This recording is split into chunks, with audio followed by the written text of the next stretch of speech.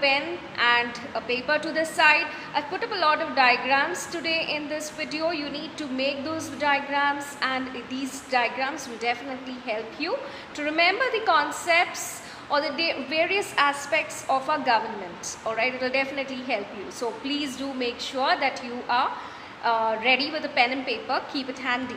Alright, now let's start with our video.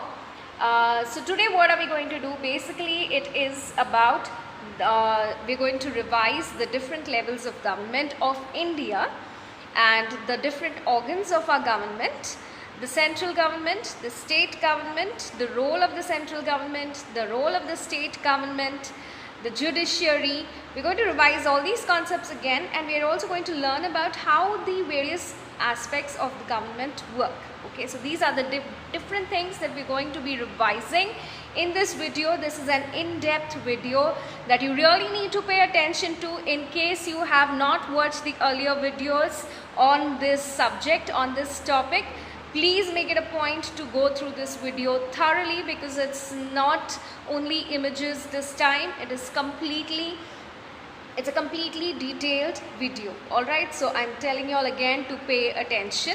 Alright, so I've told you all of the different important topics that we're going to be looking at.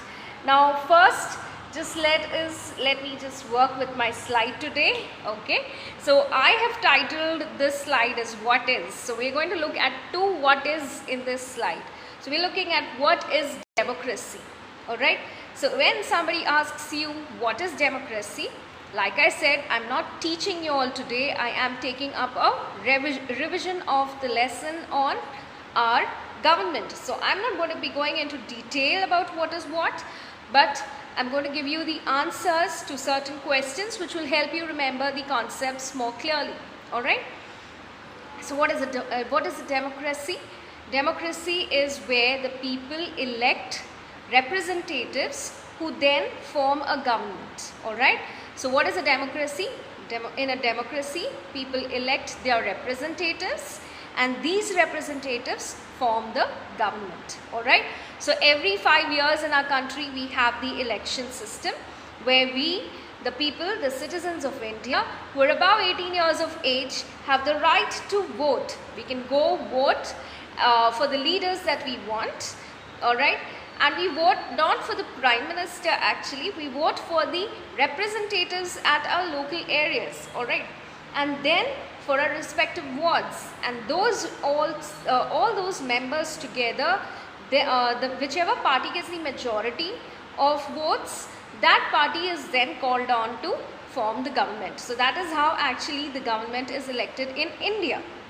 Alright, so we are not actually electing our Prime Minister. We are electing our representatives who then form together.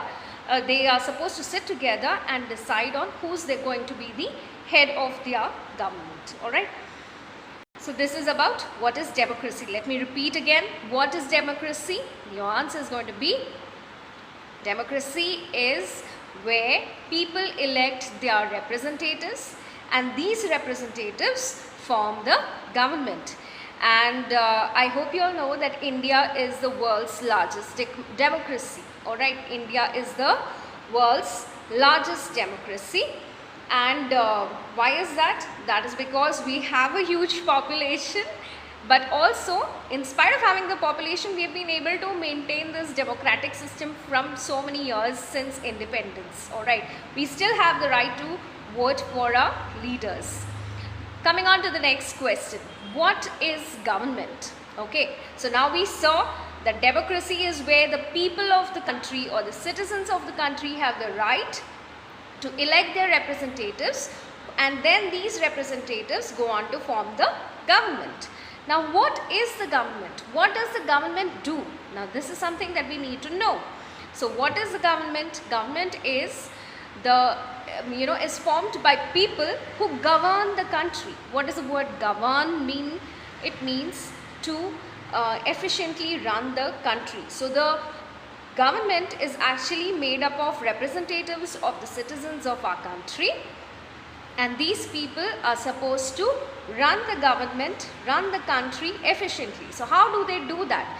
They do that by taking policy decisions. They take decisions about every issue that happens. Like now we had the COVID-19 situation in our country.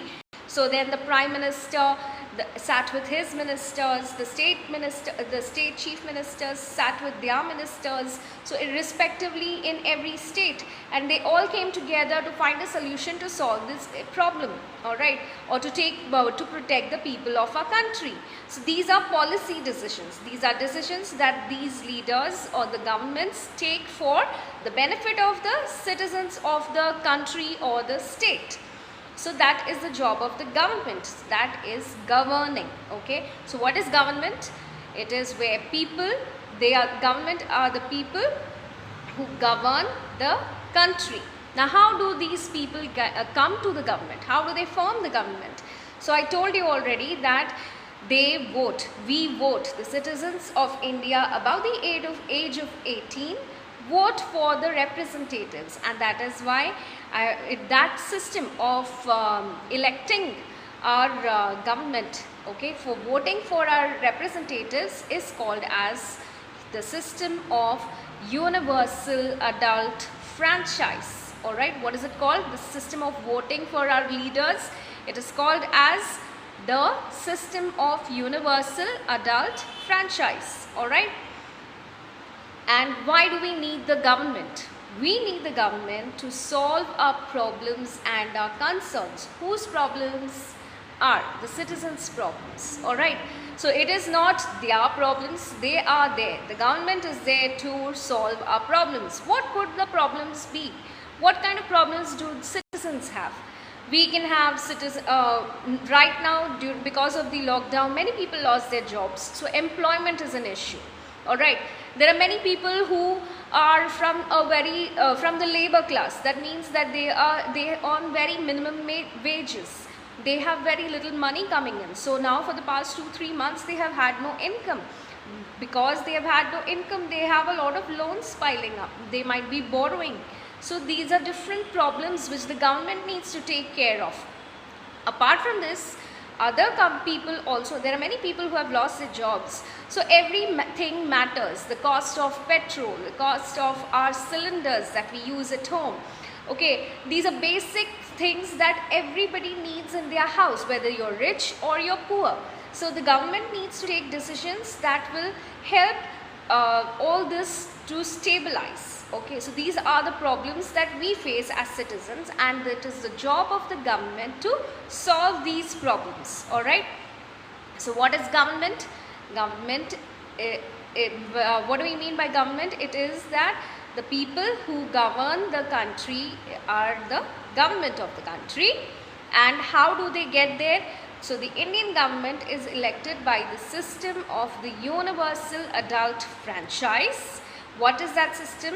It is a system where the citizens of India above 18 years of age can go and vote for the leaders that they want, for the representatives that they want. Alright. And why do we need the government? We need the government to solve our problems and our concerns. Problems and concerns are somewhat of a synonyms. Alright. So you have a concern, you have a problem, you have an issue, you have a difficulty. These are things which the government, related to the government, you can get it resolved by the government of our country. Now, what is universal adult franchise? So I put up the answer there. What is universal adult franchise? Now in our country, any person who is above the age of 18 is considered as an adult. Alright. So that itself means that any citizen of our country who is above the age of 18 can exercise the right to vote. They can go and vote for their representatives. Alright. So what is universal adult franchise? Universal adult franchise is the system where the citizens of India, anyone who is above the age of 18 has the right to vote. Alright. So that is the universal adult franchise. Now all these rules and regulations, where are they written? How do we know? And who controls the government? So we elect our representatives. They form the government. But who is going to check whether the government is working properly? Alright, and can only one body work? Can only one government actually take care of all the people in the country?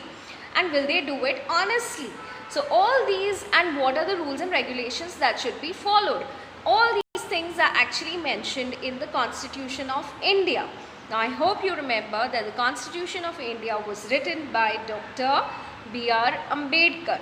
Okay, so that is one important thing that you need to remember. And what does the Constitution of India do?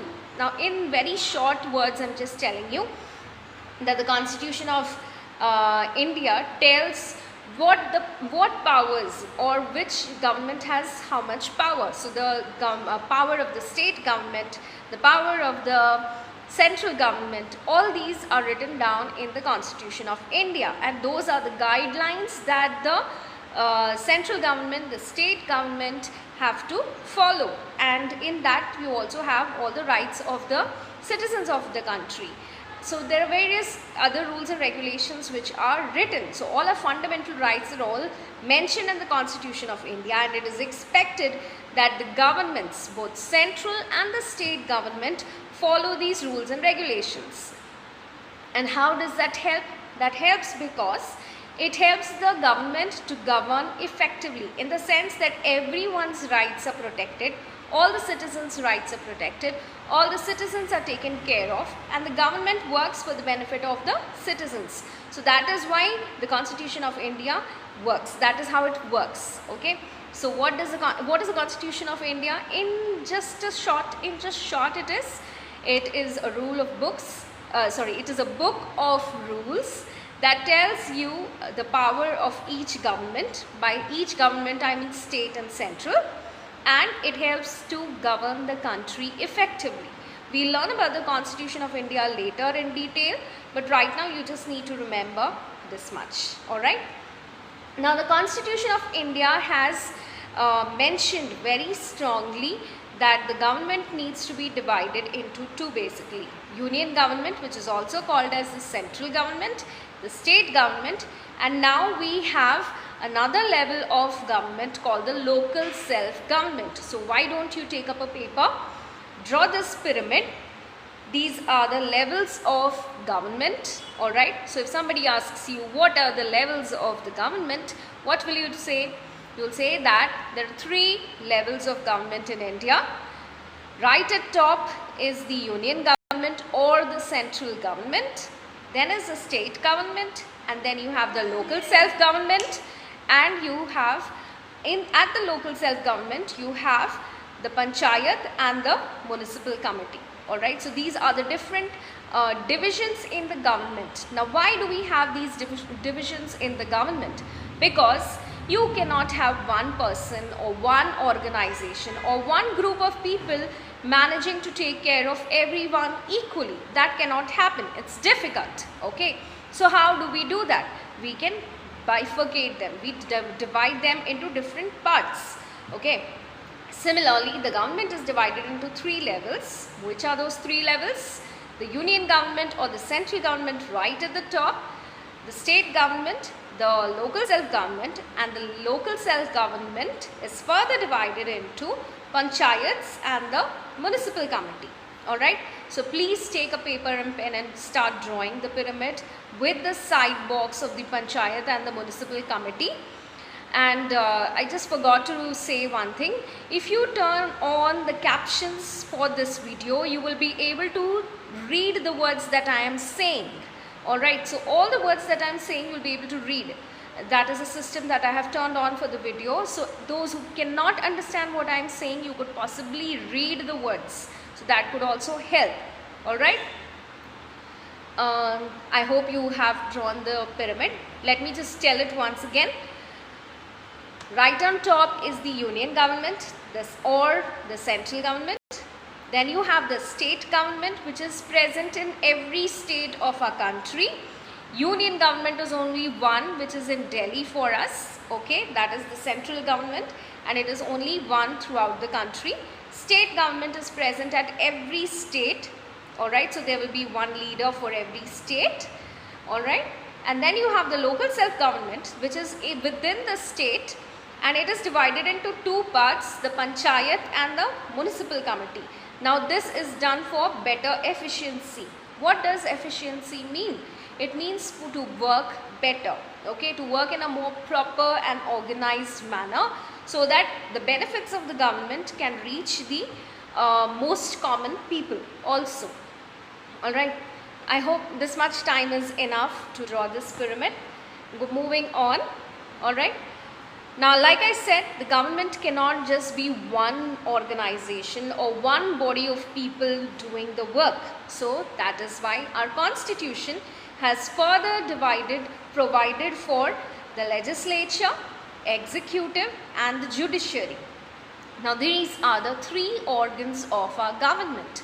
Okay, what are the three organs of our government? Legislature, executive and judiciary. Alright. Now what does the legislature do? Legislature is the law-making body of our country. It makes the laws of our country. Now legislature is the place where all our elected representatives sit together in the parliament to discuss about the issues that bother the country. Like right now we have a situation with China and India. Okay, so there should be a discussion going on in the parliament. We have another situation which is going on in the country, that is the COVID-19 situation. We have had a lockdown, but we still have a large number of rising cases. So that is again an issue which can be discussed in the legislature, so that they can come together to form the laws that are required to improve or to help give benefits to the citizens who need it the most. Alright. Apart from this, the legislature also takes care of different issues, like when there's a natural disaster. Okay, recently there was a cyclone. So if there is a lot of damage in the cyclones, then the government sits together. The opposition party members and the government all come together in this in the parliament, and they have a discussion. Okay, and the government forms policies that can be implemented throughout the country for the benefit of our citizens. So legislature is the law-making body of our country, and what do they do there? They discuss issues and make laws. Please draw this diagram so that you all know which organ of the government does what. Okay, so legislature is the law-making body of our country. What does the legislature do? It is basically the parliament, and what do? They sit, discuss issues that are important for the country, and they make laws about it. Alright, so that is why it is the law-making body. Let's come to the next part or organ of the government, and that is the executive organ. Alright, now execute means what? To do, correct? When somebody says execute this, you have to perform in the computer, especially in computer, when you are taught something, the teacher says now execute the program or make a flow chart. So you have to make it work, correct? It has to be in a systematic manner. So that systematic manner, when you're doing it, you're following steps, correct, to attain a goal. That is execution. So executive actually means they are the law implementing body of our government. So legislator make the laws. Who implements them? Implement means to get it done. How can the laws, if the laws are not implemented, if the people do not follow the laws, if the people do not know about the laws, how will we get the benefit? We cannot get the benefit, correct? So that is why the executive body executes the laws, implements the laws, sees that the people are informed about the laws, and tries to see that people follow these laws. Alright, so enforces laws made by the legislative. What does enforce mean? It means that the executive body has the power to see that the people follow these laws, and people get the benefit of these laws that were made by the legislature. Alright, so again, executive is the organ of the government which implements the laws that were made by the legislature. by a parliament, alright, and it enforces the laws made by the legislature. Enforces means to see that the laws are implemented or followed by the people, alright. Not only people, the different organizations in our country. So basically everyone in the country follows the laws. Okay. Now coming to the last organ of a government, which is the judiciary. Now judiciary, that again you can remember as a judge, alright. So that itself reminds you of courts, correct. So judiciary is the system of courts in our country. You all know what is a court. Court is a place where people go when they have a problem and they can file a case, and they have the lawyers who represent their case, or the lawyers who take the case in front of present the case in front of the judge, okay, in a court. So this is a system of the judiciary. So all the laws that were made by the legislature, implemented by the executive, if there is any problem in these implementation, if there is some issue with the implementation of the laws, where can you go and complain? You can go and complain to the judiciary. And what is judiciary? Judiciary is the system of courts, okay. It is where we can go to the court, file our complaint, we can take our complaint and we can present the case. Will we go and stand present? No, we have lawyers for that. So the lawyers will present our case, and that is the application of the law. They are using the laws that were made by the legislature, enforced by the executive, and if it has been wrongly executed or executed or not executed, then the judiciary uses these laws to get justice, to help you get justice, alright. So these are the three organs of government. Let me just quickly give you a quick recap. So which are the three organs of the government? Legislature, executive and judiciary. What does legislature do? Legislature is the law making body, so that itself tells you that it makes the laws for the country. Executive is the law implementing body, which means that the laws that were made by the legislature are seen, the executive sees to it that the laws are followed in the country. And judiciary is the place or the courts where we can go and get justice if we are not happy with the implementation of the laws, or if there is some grievance or complaint that we have, then we can take it to the court, alright. So this is all about the three organs of the government. Now there was ample time for you to draw this diagram. I want these diagrams drawn because it will help you to remember the answers that we need to learn, alright. So you need to do these diagrams. These are actually long descriptive answers which I have put up in this format, and it will help you build up a long answer out of these points, alright. So let's move on to the next slide, and that is, let's come to, so now we saw how our government is elected. We saw the different levels of the government. Do you remember how many levels? There were 3 levels, okay. So that's the union government or the central government, state government and the panchayat. Well, let's start with the central government. Now how does the central government work? What does it do? Alright, so like I said, central government is also known as the union government, and it is the supreme law making body. Means what? It makes the laws for the country. We already saw that the legislature is where the laws are made for our country. So which is the supreme law making body of our country? The central government. Do you know where the central government is based in India? It is in Delhi. Where is it? It is in New Delhi. Why is it in New Delhi? Because New Delhi is our capital, okay. New Delhi is the capital of our country, and we have the central government based in New Delhi, and that is why we have a parliament in New Delhi, alright. So it is a supreme law making body. And what are these people who sit in these offices called? They are called as MPs, okay. What are they called? MPs. What is the full form of MP? Members of Parliament, alright. So we have the central government, we have the central government, and it is also called as the union government. And who are the people who are there in the who help in making these laws? They are the members of parliament.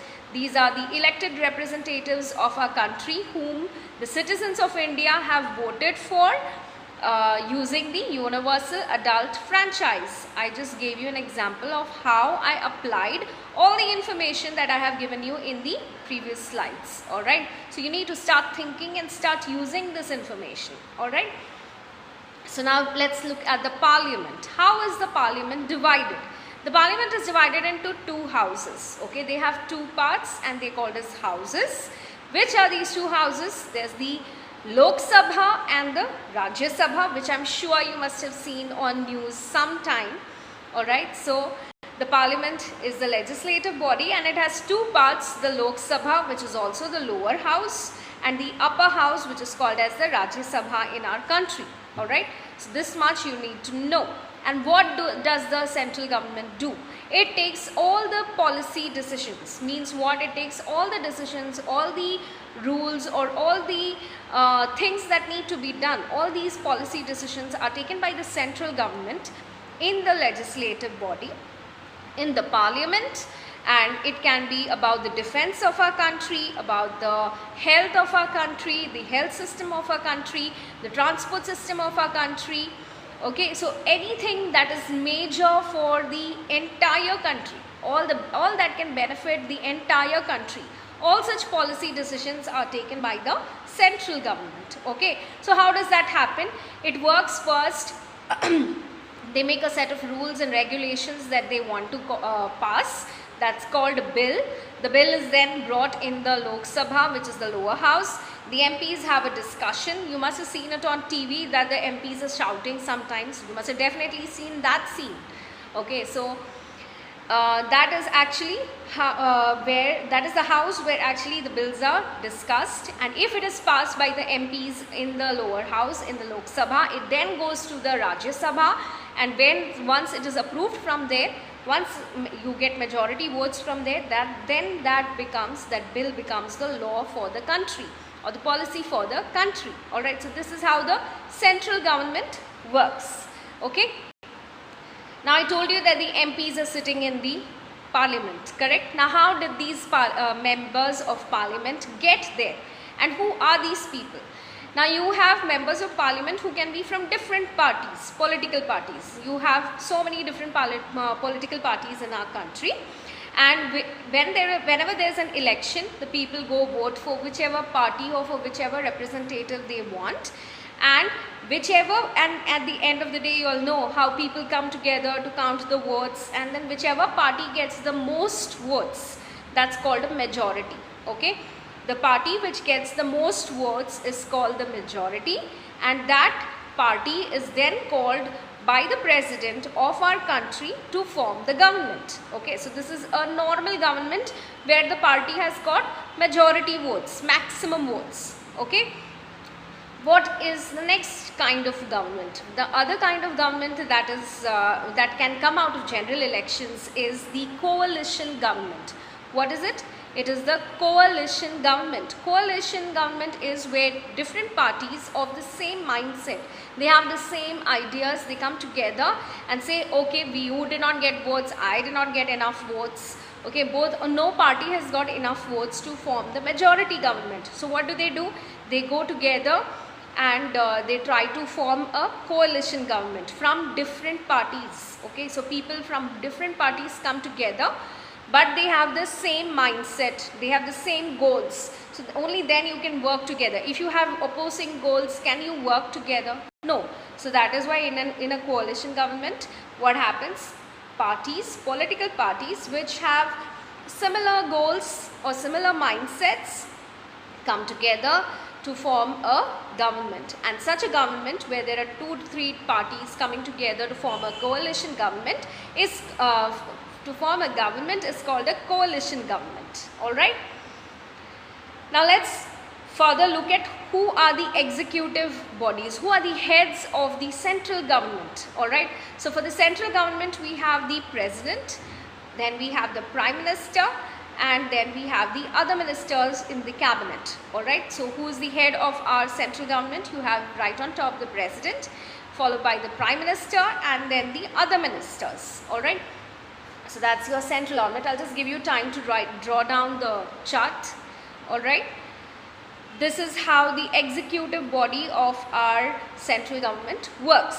These are the in the legislature we saw that they have the discussions and get the bills passed. But finally, who has to get it executive? The president, the prime minister, and the other members in the cabinet who are working with the prime minister. Okay. So you have different ministers like the defense minister, the health minister, the textile minister, the broadcast minister. So you have different ministers, and that is how the central government works. Now let's look at the state government. Alright. Now again, state government is similar to the, it works just like the central government, only difference is that it works at state level and the center works for the whole country. So the Maharashtra state government will work for Maharashtra, the Karnataka state government will work for Karnataka. So that is how the state governments work. Now we saw that in the central government, the members who are in the parliament are called as MPs. But in state government, what are they called as? They are called as MLAs, that is members of legislative assembly, or MLCs, called that is the members of legislative council. So you have two houses again in the state legislative body. Which are these two houses? You have the Vidhan Sabha, which is also called as the legislative assembly. Vidhan Sabha is also called as the legislative assembly, and Vidhan Parishad is also called as the legislative council. Alright, so these are the different parts of the state government, and that is how the state government works. Now who is the head of the state government? It is the chief minister. Alright, so who is the head of the state government? It is the chief minister. So at the center, the prime minister takes the effort to takes the lead to get policy decisions done, executed, and in the state government it is the chief minister who makes the policies. Do you all have any idea who our prime minister is right now? It is Mr. Narendra Modi, correct? And who is the chief minister of Maharashtra? It's Mr. Uddhav Thackeray. Alright, so you have two different heads at two different levels, but they are all working for the benefit of the people. Now, state legislative assembly, once again please draw this diagram, is divided into two houses, the Vidhan Sabha, which is also called as the legislative assembly, and the Vidhan Parishad, which is also called as legislative council. Now obviously, members who are elected in the Vidhan Sabha will be called as the MLAs. Okay, MLA will be the people who are elected to go to the Vidhan Sabha, and Vidhan Parishad, the members of Vidhan Parishad are called as MLC. Alright, these are things you need to remember. Again, let's look at the different aspects of state government. Now, like I said, that there are two parts of the government. You have the Vidhan Sabha and the Vidhan Parishad. But all states are not so big. Okay, so many states have chosen to have only the Vidhan Sabha so that they can work better. But in bigger states where you have too much of population and too many decisions to be made and the government needs to work harder, so there you have two houses, the Vidhan Sabha as well as the Vidhan Parishad. So in India, only 7 states have the Vidhan Parishad. So you have to remember this, not all states have the Vidhan Parishad. Alright. So basically all states don't have Vidhan Parishad, and only 7 states in India have Vidhan Parishad. The image that I put up is of the Vidhan Sabha of Rajasthan. Okay, and how many MLCs or MLAs will be working in the state or will be elected for depends on the population of the state.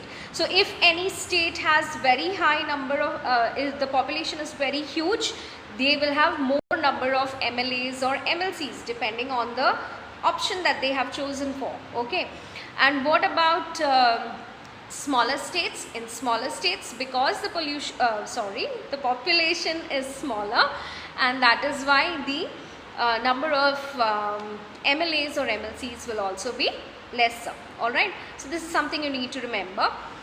Another interesting fact about the state government, since we are talking about the number of MLAs, Uttar Pradesh has the largest assembly, and so because it has the highest population. So you have the maximum number of MLAs in the state of Uttar Pradesh. Why? Because it has the highest population. Alright. Now we are coming to the third level of government, that is the local self-government. Now the local self-government is again divided into three parts. Okay, now like I said, it is for two parts actually, for rural areas and for urban areas. Now what do rural areas mean? Rural areas means at the village level. Okay, so villages, that area is considered as the government for the rural areas, and urban areas is considered the cities and towns, all the different cities that we have, all the big towns that we have, all these will come under the urban areas. Okay, so in local government again you have two types, you have for the rural areas and for urban areas. In rural areas it is divided into three. Please draw this pyramid. This is for rural areas. So this system is divided, again right on top is the Zilla Parishad. Zilla stands for district. Alright, so it is at the district level. Then you have the Panchayat Samiti, and at the most basic level is the village Panchayat. So every village will have a village Panchayat. A group of Panchayats together are put together so that if it's a bigger issue and it cannot be resolved in that place, in their own village, or if they need something, need to get work done, so they can go and approach the Panchayat Samiti. Panchayat Samiti is where a group of Panchayats are put together to form a larger group. And the Zilla Parishad is at the district level, where all the decisions are taken for the entire district. Alright, so these are the three levels for the rural areas. This is for villages. So you have the village Panchayats, Panchayat Samiti, and on top is the Zilla Parishad, which also means the district level government. Alright, I hope you've taken this down. The next part, like I told you, is for the urban areas. Now how does local government work in urban areas? So you have again two parts. You have municipal corporations and municipalities and nagar palikas. So if the city is too big, then sometimes you have the big municipal organizations. So it's called the municipal corporation. Okay, so you have the Pune Municipal Corporation. So that means that the city is too big, and so you have the PMC. Alright, and smaller towns or smaller cities or smaller towns and cities will have the municipalities and the nagar palikas. Okay, so this is how the local government work is taken care of at two levels, at village level as well as the urban level, the city or the town level. Alright, and this is how the government is able to get work done for the benefit of the citizens. Now the last organ that we have to look at is the judiciary. So judiciary is the sole authority. It is a system of courts like we already studied, and it has the authority to deliver justice. How do they do that?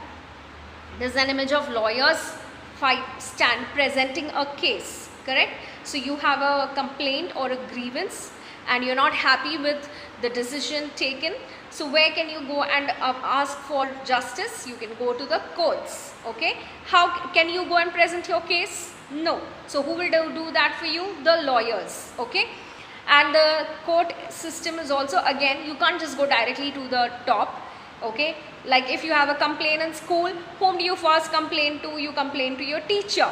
You're not happy with the decision that the teacher takes, or you think you are still not, you think you are not getting justice, then you can take your complaint to the coordinator.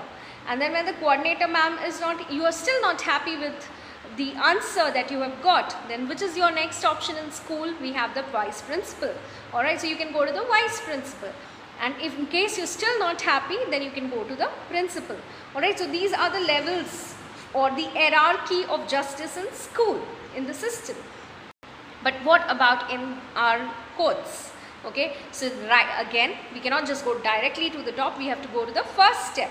And first is at the district court. So you take your case to the district court. You're not happy with the case, you're not happy with your answer or the solution that the judge gives you, you can then go to the High Court. You're still not happy, then you take it to the Supreme Court. whatever decision the Supreme Court gives will be your final decision. You cannot get it changed, because beyond the Supreme Court you have nobody. Okay, so Supreme Court is the highest level of our judiciary and the hierarchy. When I say hierarchy, it means the sequence of power that follows through. Okay, so first we go to the district court, then we go to the high court if we are not happy, and then we finally go to the Supreme Court. Okay, for what? To get justice for our rights. Okay, so these are the different organs of our government and the different aspects of our lesson 18, our government. I hope you have taken all notes. Today I have not put up a quiz. Please go through this. I'll be sending a worksheet based on this video, so go through it very religiously. Okay, get down all the concepts which you have not understood. Try to build up the answers. Read the lesson from the textbook so that you get a clearer idea. All right. For the students of Pratibha International School, I have an instruction as usual. Please write your name and your whole name in the comment box below this video. I am taking attendance, all right, every day or every video. So if you have posted your comment after 9 PM on the next day of the day you get your link, you will be marked as absent. So please keep that in mind. All right. Thank you. Have a nice day.